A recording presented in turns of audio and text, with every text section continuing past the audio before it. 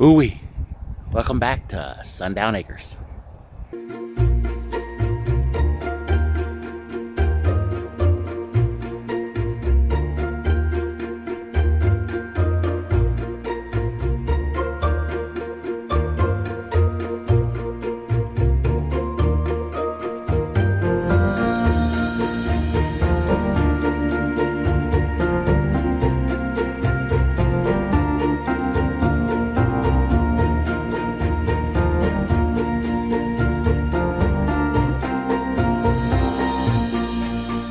Well, Merry Christmas, everybody. It's a beautiful Saturday morning, a beautiful Christmas morning here in Northeast Texas. We're going to reach about 80 degrees today, so we'll be having our AC on like a lot of people here in Texas. Guys, I'm going to start hatching out a few chicken eggs. Now, there's two different thought processes on hatching chicken eggs or hatching eggs in general. Last year, I used hydrogen peroxide and got a pretty good hatch rate out of that. Now, I'm going to see if doing it regular without hydrogen peroxide versus hatching with hydrogen peroxide. I have 8 eggs, all right, from our hens here, and we're going to see. This will take a couple, 2-3 weeks to get done. Average egg hatching is 18 days for a chicken.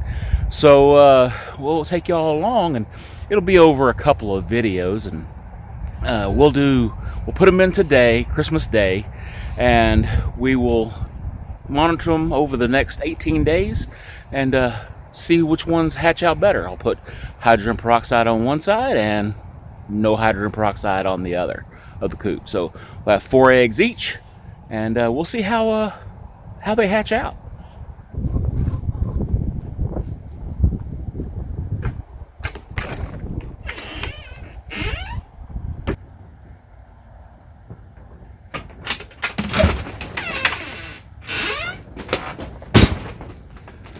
All right, well, back in the greenhouse again today, and I've actually got the first set of seedlings planted. Let's take a look at those. I got a few turnips there, some broccoli on those two, and we've got our lettuce going, doing pretty good, I think, and our spinach is going.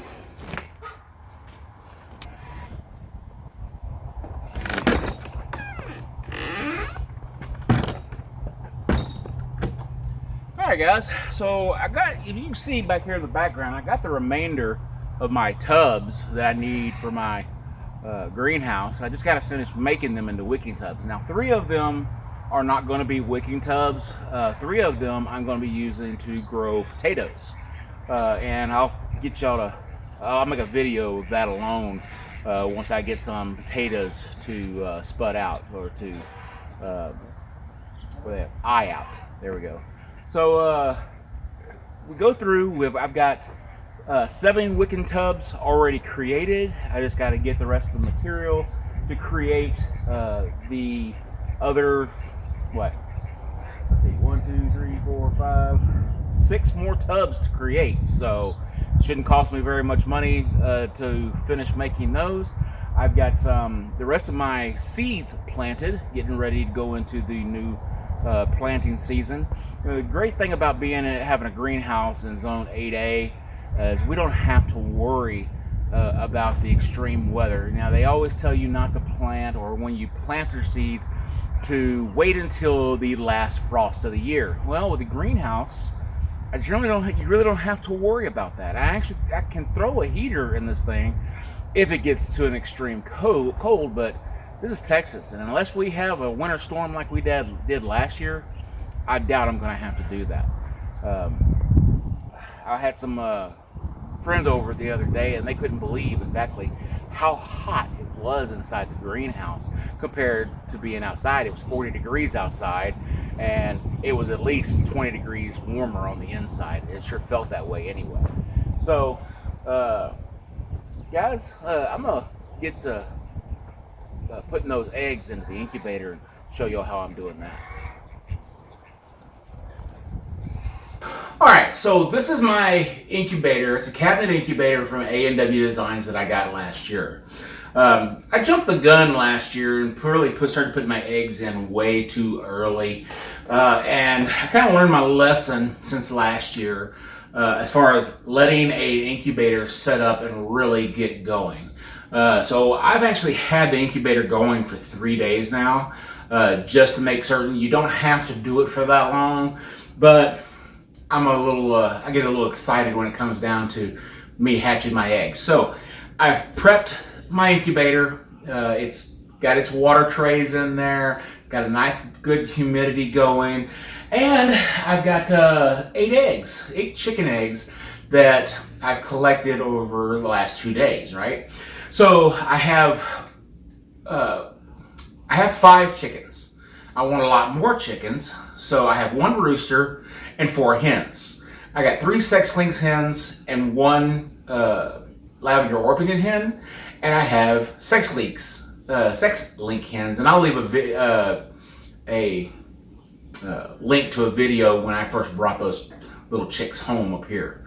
So this is my A&W Designs incubator. They're a company out of Tennessee that builds these incubators, and they're really, really good.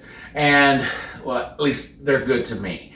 I'll leave a link up here of the video when I first brought this thing home, or when it first arrived and I unboxed it.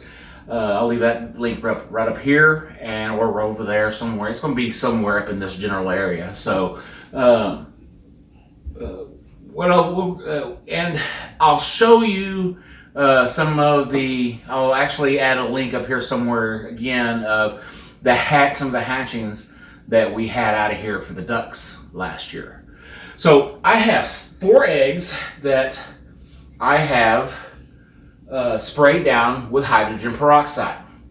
Okay, so you spray them down with hydrogen peroxide, you let them dry, and once your incubator's up to temperature, you go ahead and put them in. So I'm going to put my eggs here on the top shelf, and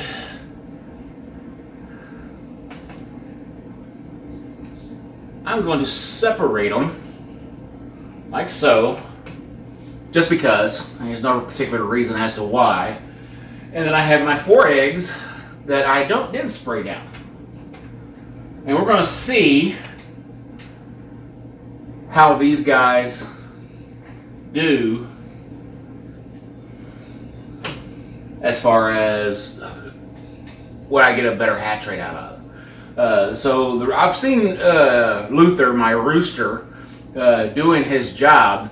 So these should be fertilized eggs. We'll see within about a few days, usually about a week. And so in the next video, I'll come in here and we'll take a look at these. We'll candle them and see if we've got any growth.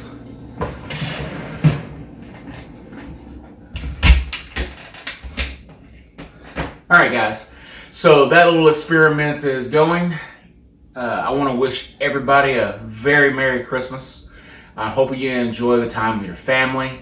And guys, thanks for watching today's video. Remember to like, subscribe, and share it. And we'll see y'all next time at Sundown Acres.